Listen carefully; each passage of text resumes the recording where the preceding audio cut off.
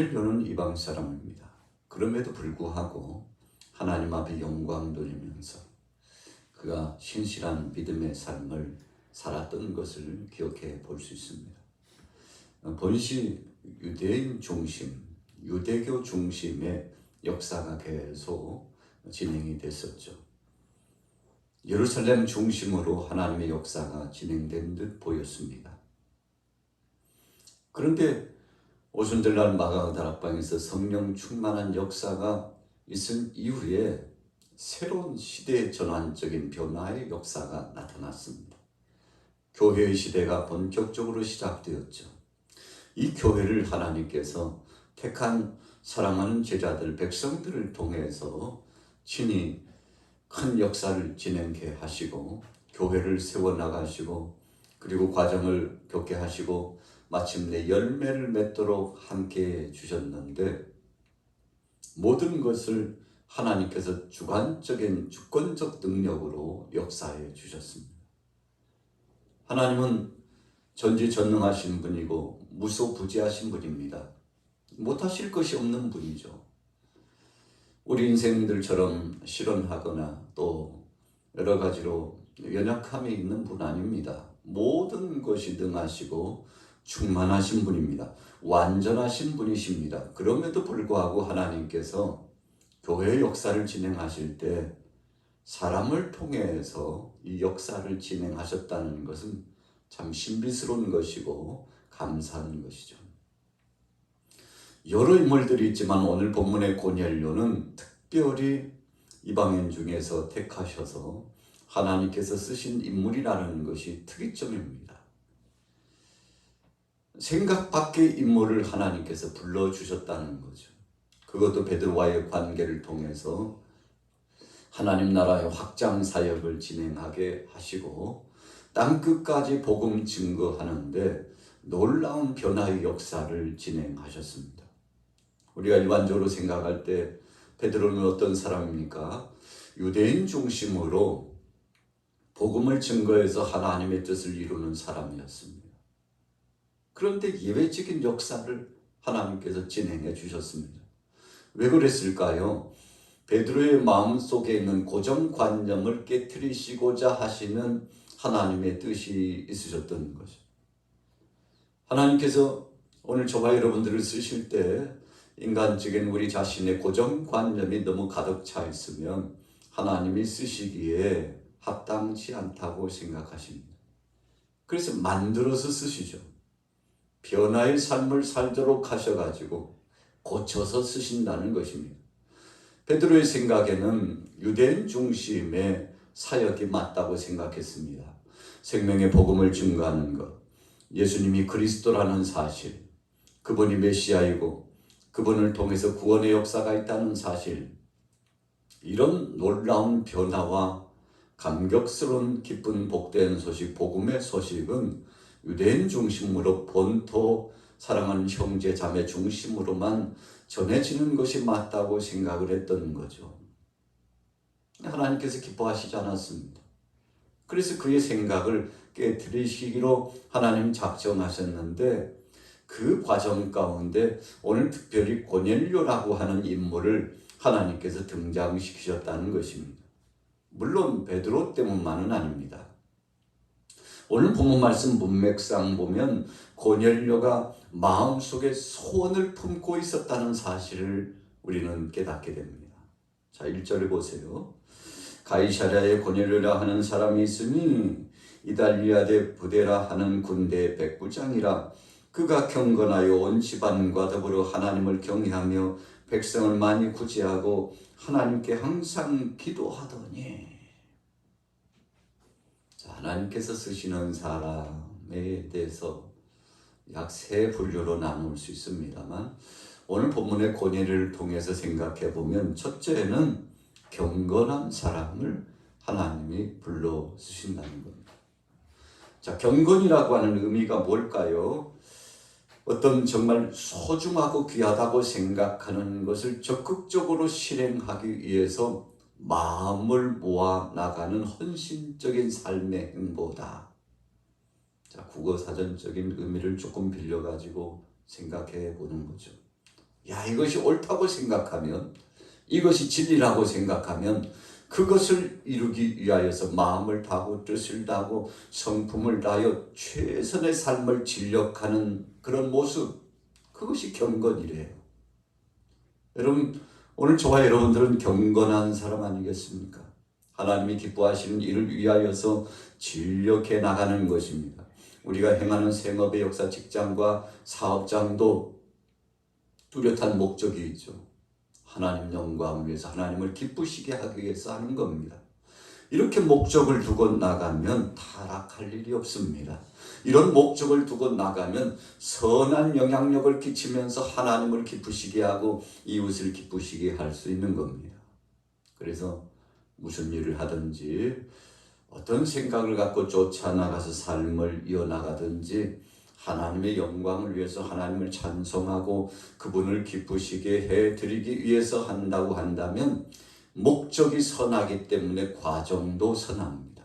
그리고 결과도 선하고 아름다울 수밖에 없어요. 우리가 인생 여정을 살아가다 보면 어떤 때는 참 목적이 좋은 것 같은데 과정이 나쁠 때가 있어요. 이래봬도 내가 좋은 일 하려고 그러는 것이니까 좀 이해 좀 해줬으면 좋겠습니다. 자, 합당한가요? 그러지 않습니다. 결과는 전적으로는 좋은 일 하려고 그러니까 과정은 조금 나빠도 괜찮아요. 이해 좀 해달라니까요.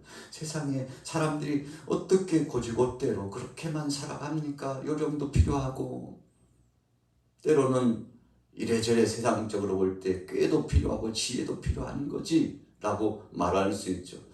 여러분, 그러나 하나님은 그런 부류의 행보를 기뻐하시지 않는다는 것입니다. 경건한 사람은 목적도 선하고 과정도 선하고 그래서 시작에서부터 마지막 끝까지 그 모든 것들이 선한 향방을 가지고 목적을 두고 열심히 특심이 되어서 수고를 아끼지 않는 것이 진정한 경건의 사람입니다. 여러분, 우리가 늘 믿음의 사람으로서 하나님께도 칭찬받고 세상 사람들에게도 칭찬받으면 얼마나 좋겠습니까? 우리가 믿음대로 살아가고 신실하게 살아가는데 당하는 사람들의 손가락질과 또 폄하시키는 것과 또 알 수 없는 핍박의 역사가 찾아오는 것은 예수님도 그러셨잖아요. 즐거워하고 기뻐하라. 하늘에서 너희 상이 크다 그랬죠. 여러분, 그래서 찾아오는 것은 10번, 100번, 1000번, 10,000번이라도 즐겁게 당할 수 있죠. 그런데 웬일입니까? 우리가 잘못해가지고 하나님 뜻대로 살지 못해가지고 정말 신실하지 못하고 진실하지 못해가지고 거짓된 것과 허상을 쫓아가고 세상의 세풍을 쫓아 나가다가 그리스도인답게 살지 못해가지고 손가락질 받고 세상에 사람들이 참 예수 믿는 사람들 안 그런 줄 알았더니 뭐 별반 다르지 않더라고 라고 이렇게 한다면 여러분 얼마나 슬픈 이야기인가요? 하나님 그 영광을 가리는 거 아니겠습니까? 경건한 사람은 그렇게 살지 않아요. 시작도 과정도 결과도 아름답다는 것입니다. 그런데 오늘 본문의 주인공, 오늘 고넬료가 경건한 삶을 살았다는 것입니다. 자, 보십시오.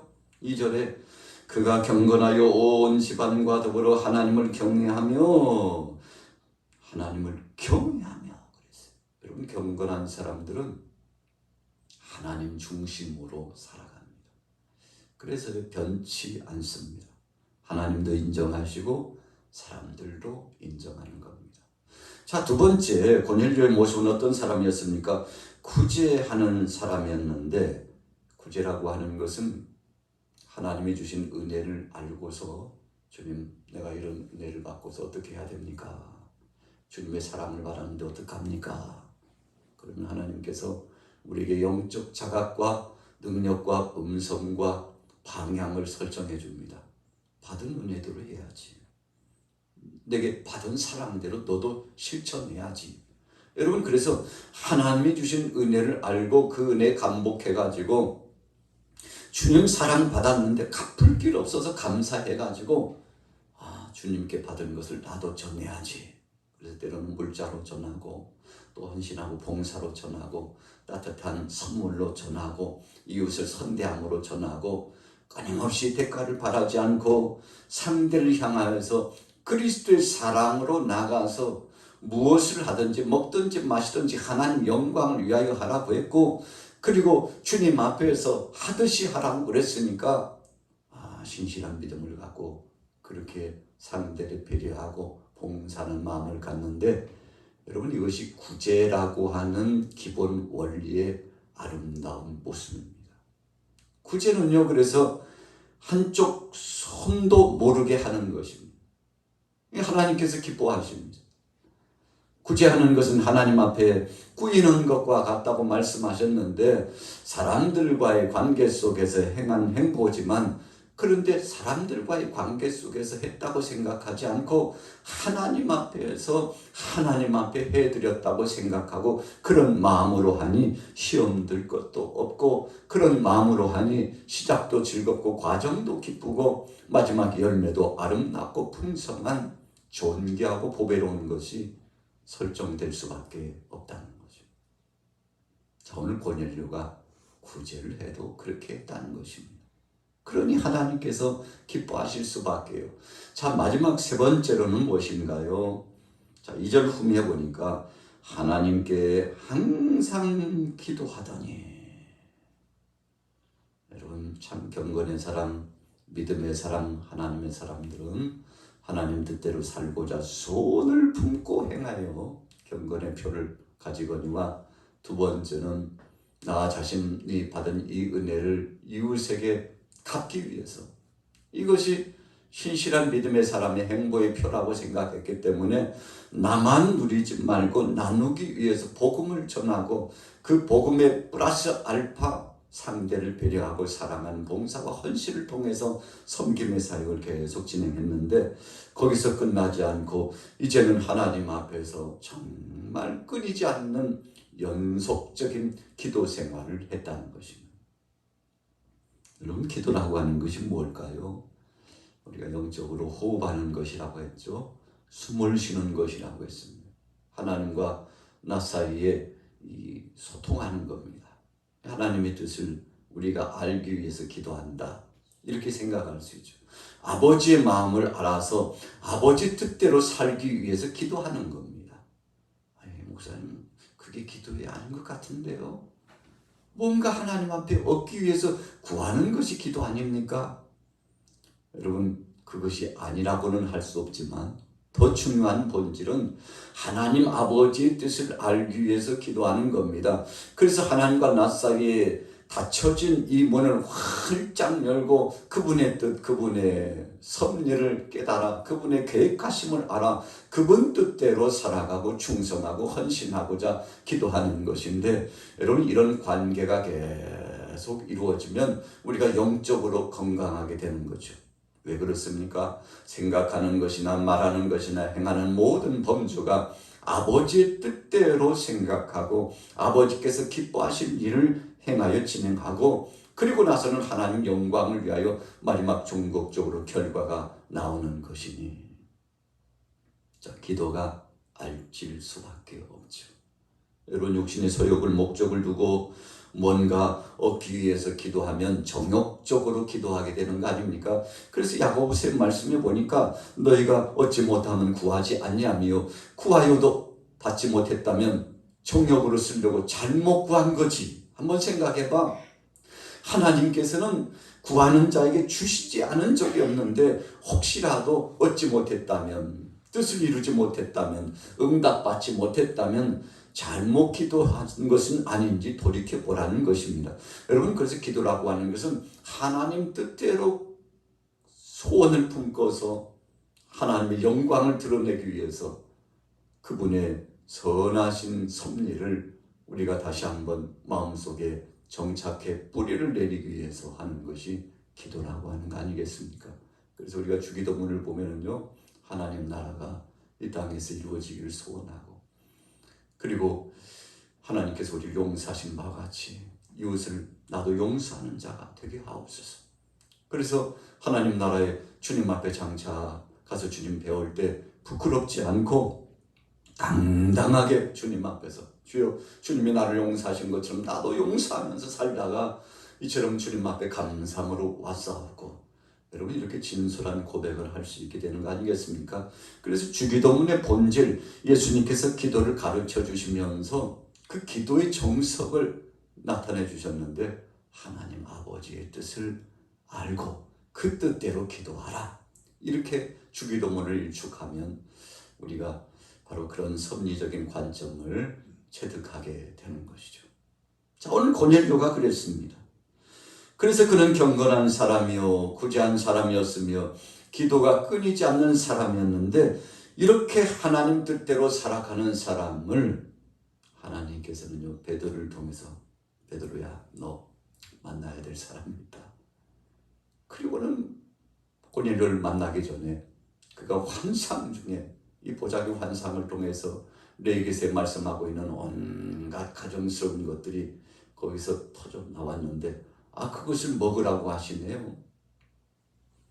성경 말씀에 의하면 굽이 갈라지지 않고 되새김질을 하지 않는 것들 하나님께서 특별히 구분해 놓지 않는 것은 먹어서는 안 될 걸로 금지해 놓으셨죠. 그런데 그걸 하나님께서 먹으라고 말씀하시는데 참 황당하기도 하고 어찌해야 되나 하나님께서 왜 나에게 먹으라고 말씀하실까 거부하려고 했죠. 말씀대로 살기를 소원했던 베드로니까 하나님 뜻대로 사는 것이 하나님 영광을 위해서 사는 것이 자신의 본분인 줄로 알았으니까요. 그런데 하나님께서 덧붙여서 말씀합니다. 베드로야 걱정하지 마. 내가 다 깨끗하게 했다. 여러분 결론의 말씀을 주신 거예요. 내가 너에게 허락한 말씀대로라면 먹어서는 안 될 것 맞지. 그러나 내가 다 깨끗하게 했다니까. 그러니까 먹어도 돼. 여러분 베드로에게 이런 보자기 환상의 역사를 나타내 주시면서 그의 마음을 재정립하고 이제부터 내가 너에게 파송하고 보낼 자가 있는데 네가 인간적으로 볼 때는 가서는 안 될 곳이요 만나서는 안 될 사람이라고 생각할 수 있지. 그러나 내가 그도 깨끗하게 했으니 내가 바로 그 지역에 수많은 영혼들도 구원하고자 하는 선한 뜻을 가지고 있으니 만백성을 구원하고자 하는 내 뜻을 네가 이제는 마음속에 접수하고 그 믿음을 가지고 나가서 복음 증거하기를 원한다. 여러분 하나님께서 베드로가 사역을 진행하기 전에 그로 하여금 깨닫게 하고 마음이 정립되게 하고 그래서 이제 사람들과의 관계 속에서도 새로운 회복의 역사를 갖도록 하셨는데 여러분 그래서 우리가 행하는 사역의 행보는요 고넬료의 일도 그렇고 베드로의 일도 보면은 하나님이 먼저 역사하시고 계시는 것을 우리가 알 수 있죠. 여러분 얼마나 감사한 겁니까? 오늘 고넬료도 깨달았어요. 베드로를 만나게 하신 그 하나님 앞에 감사하고 영광 돌렸습니다. 오늘 베드로도 고넬료와 그 가정의 사람들, 그와 함께하는 사람들을 만나게 되었다는 것이 얼마나 감사한지. 여러분 하나님께서 깨끗하게 하고 새롭게 한 것은 버릴 것이 없다는 사실을 발견했으니 복음의 진수 가운데 정석과 같은 것을 깨닫게 하시는데 우리가 신앙생활을 30년, 40년, 50년 이상 했어도요 어떤 때는 나 자신의 고정관념 속에 그 틀 안에 하나님의 선한 역사를 가둬놓으려고 할 때가 많은데 오늘 하나님께서 다 깨트리시고 이제 시작이다. 베드로 이제 새로운 시작이야 하면서 그에게 새로운 역사를 맡기셨는데 베드로가요 순종했죠. 하나님 말씀대로 나갔습니다. 고넬료의 가정에 행복의 문이 활짝 열렸죠. 베드로 사도를 통해서 하나님의 말씀을 들을 수 있는 영광스럽고 축제적인 은혜의 역사를 체험했으니 얼마나 감사합니까? 자, 하나님께서 고넬료와 함께하는 사람들에게 선물을 주신 거죠. 왜 그런 선물을 주셨나요? 하나님 뜻대로 살고자 소원을 품고 나가니까 그 열정을 보시고서 하나님이 감동하시고 귀한 선물을 주셨는데 이 생명의 말씀을 듣는 것만큼 귀한 선물은 없죠. 자, 오늘 우리가 하루 일상을 살아가면서 때로는 그런 생각 가질 수 있습니다. 하나님 이대로 갈 겁니다. 그러나 하나님은 또 말씀하십니다. 아니야, 오늘은 방향이 다르고 길이 다르다.